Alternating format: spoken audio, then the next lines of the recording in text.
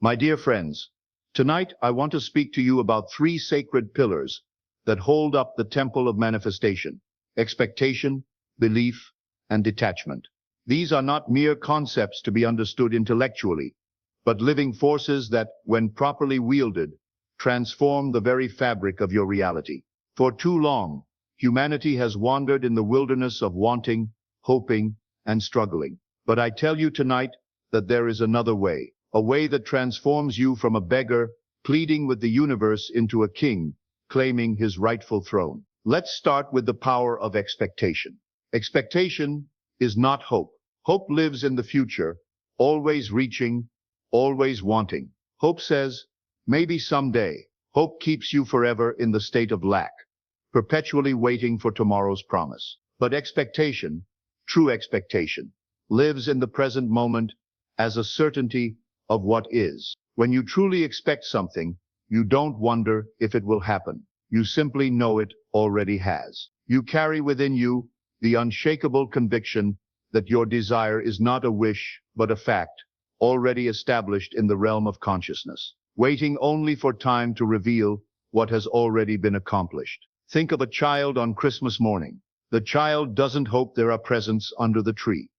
The child expects them. There's no anxiety, no doubt, just pure anticipation of what is already promised. The child doesn't lie awake wondering if the parents will forget or if Santa might not come. The expectation is so complete, so natural, that it never occurs to the child to doubt. This is the state you must cultivate. Your expectation must be so natural, so assumed, that it becomes like breathing. You don't effort to breathe. It simply happens. Your heart doesn't strain to beat. It beats because that is its nature. Your desired reality must become so natural to your consciousness that you live from it, not toward it. I have seen people struggle because they confuse expectation with desperation. Desperation says, I need this to be happy. It carries within it the frantic energy of lack, the desperate clinging of someone drowning. True expectation says, this is already mine.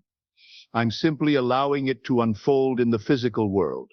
It carries the calm confidence of someone who has already received their gift and is simply waiting for the wrapping to be removed. The difference is profound. Desperation pushes your desire away through its very neediness. Expectation draws it near through its natural magnetism. When you expect from a place of already having, you become irresistible to your desire. Let me share with you the secret of cultivating true expectation. It begins with a shift in your relationship to time. Most people live as if the present moment is preparation for some future fulfillment. They say, when I get this, then I'll be happy. When this happens, then I'll feel complete. But the awakened soul knows that the present moment is the fulfillment. Your imagination, functioning now, is more real than anything your senses report. When you imagine your desire fulfilled, you are not pretending. You are entering the realm where all things already exist in their perfected state. I want you to understand something that will revolutionize your entire approach to manifestation. Your imagination is not separate from reality. It is reality in its most pristine form. What you imagine with feeling and acceptance becomes the blueprint from which your physical world reorganizes itself. So when you imagine your desire fulfilled, you're not engaging in fantasy. You're entering the factory where your future is being manufactured. The expectation that follows such imagining is not hope, but recognition. You recognize what you have already experienced in consciousness. Now let us turn to belief, that mighty foundation upon which all creation rests. Belief is not something you think about, it's something you are. Your beliefs are not opinions. They are the very assumptions that create your world. Every single thing in your experience right now exists because, at some level, you believed it into being. Look around you right now. Everything you see was once unmanifest, existing only in someone's imagination. The chair you sit on, the device you're listening on, the very room that surrounds you. All of it began as an invisible idea that someone believed could become physical reality. But here's what most people miss. You don't need to believe in the method. You don't need to believe in the law of assumption itself. You don't need to understand quantum physics or metaphysics or any other system of thought. You only need to believe in the reality of your fulfilled desire. When you were a child learning to walk, you didn't study the mechanics of balance and muscular coordination. You didn't analyze the complex interplay of gravity and momentum. You simply believed you could walk, and your body followed that belief. Your desire to manifest works the same way. The tragedy I witness is people trying to manufacture belief through repetition and force. They repeat affirmations like incantations, hoping that saying something enough times will make it true. They strain and effort, trying to convince themselves of something their heart doesn't accept. True belief is gentle. It settles into your consciousness like morning dew, quietly, naturally, inevitably. You don't create belief. You simply stop disbelieving. You don't add something new to your mind. You remove the barriers to what your heart already knows. Belief is born in the marriage of imagination and feeling. When you imagine your desire fulfilled and feel the emotions that such fulfillment would naturally produce, belief is the child of this union. It's not something you must work to achieve. It's something that naturally arises when imagination and feeling combine. Think of the last time you watched a movie that moved you to tears. In that moment, were you trying to believe in the story? Of course not. The combination of visual imagery and emotional involvement created such a natural state of belief that you forgot you were watching actors on a screen. Your body responded as if the events were real because, to your consciousness, they were. This is exactly how you must approach your desired reality. Don't try to believe in it. Experience it so vividly in imagination, with such genuine feeling, that belief becomes inevitable. I have observed that people often sabotage their own belief through what they call being realistic. They say, I don't want to get my hopes up, as if hope were dangerous, as if belief were foolish. But I ask you, what is realistic? Is it realistic to accept limitation when you are made in the image of limitless creativity? Is it realistic to settle for less when you are capable of so much more? The truly realistic person recognizes that consciousness is the only reality, and that within consciousness, all things are possible to those who believe. Now we come to perhaps the most misunderstood principle, detachment. People hear this word and think they must become cold, indifferent, or stop caring about their desires. They believe detachment means suppressing their wants or pretending they don't matter. This is not detachment. This is denial.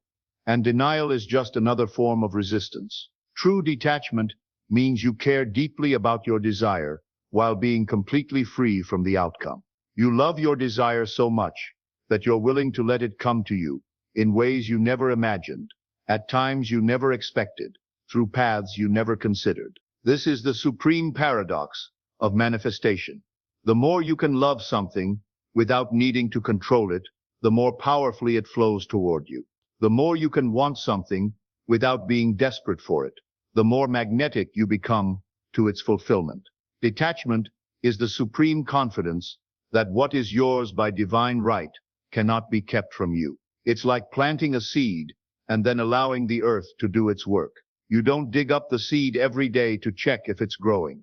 You trust the process. You don't stand over it with worry and anxiety. You water it with faith and let it be. When you're truly detached, you stop chasing your desire and allow it to chase you. You stop trying to control how it happens and simply know that it happens. This shift from force to flow is where miracles live.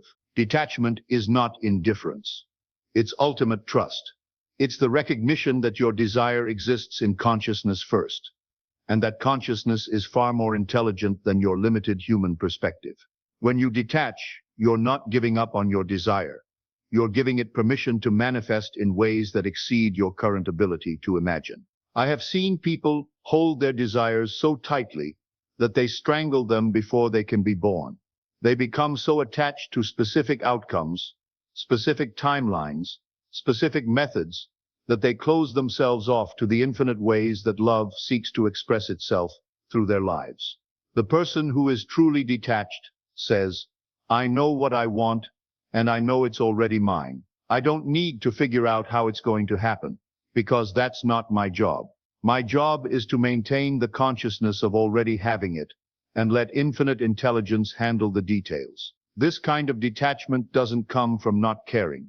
It comes from caring so much that you trust completely. It's the difference between a helicopter parent who hovers anxiously over their child and a wise parent who provides guidance but allows their child the freedom to grow. Now here lies one of the deepest mysteries of manifestation. You must be in complete control of your inner world while being in complete surrender to the outer world. You must be the absolute dictator of your consciousness while being the humble servant of life's unfolding. Your thoughts, your mental images, your emotional states, these are your domain. Here you reign supreme. You choose what to focus on, what to imagine, what to feel. This is your sacred responsibility and your divine power. But the how, the when, the through whom of your manifestation, this is not your concern. This belongs to the infinite intelligence that knows how to grow a flower from a seed, how to heal a cut on your finger, how to keep your heart beating without any conscious effort from you. When you try to control both the inner and the outer, you create tension and resistance. When you surrender both the inner and the outer, you create powerlessness and victimhood. But when you control the inner and surrender the outer, you create magic. These three forces, expectation, belief, and detachment, must work together like dancers in perfect harmony. They are not separate techniques to be practiced independently, but aspects of one unified state of consciousness. Expectation without belief is fantasy. You may expect something, but if you don't truly believe it's possible, you're just playing pretend. Belief without detachment is desperation. You may believe something is possible, but if you're desperately attached to how and when it happens, you create resistance that blocks its flow. Detachment without expectation is resignation. You may be unattached to outcomes, but if you don't expect anything good to happen, you're in a state of indifference that creates nothing. But when they unite, when expectation, belief, and detachment dance together in your consciousness, when you expect with the innocence of a child, believe with the certainty of the sun rising, and detach with the wisdom of the ages, you become unstoppable. You become a magnet for miracles. In this state, manifestation becomes as natural as breathing. You don't strain or effort or manipulate. You simply hold your desire lightly in consciousness, feel its reality with every fiber of your being, and trust completely in its perfect unfolding. I want you to understand something profound. Your desire chose you. It didn't appear in your consciousness by accident. Of all the billions of people on this earth, your particular desire knocked on the door of your particular heart. Why? Because you are the perfect vehicle for its expression. Your desire is not separate from you. It's an aspect of your own divinity seeking to know itself through form. When you want something, it's life itself wanting to express more of its infinite potential through your unique perspective.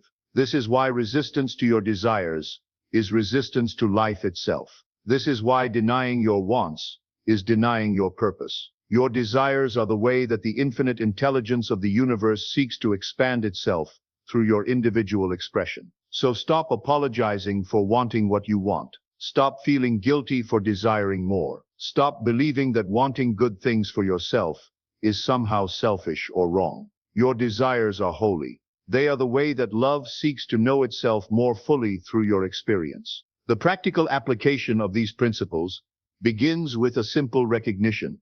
The present moment is the only place where your power exists. Not in the past, which is gone, not in the future, which is yet to come, but right now, in this eternal present, where consciousness meets experience. In this moment, you can choose to expect the fulfillment of your desire. In this moment, you can choose to believe in its reality. In this moment, you can choose to release your attachment to how it unfolds. And in making these choices, you transform not only your future, but your present reality. For the person who truly understands these principles, life becomes a continuous miracle. Everywhere they look, they see evidence of consciousness creating reality. Every desire that manifests strengthens their faith. Every coincidence reveals the hand of infinite intelligence working on their behalf.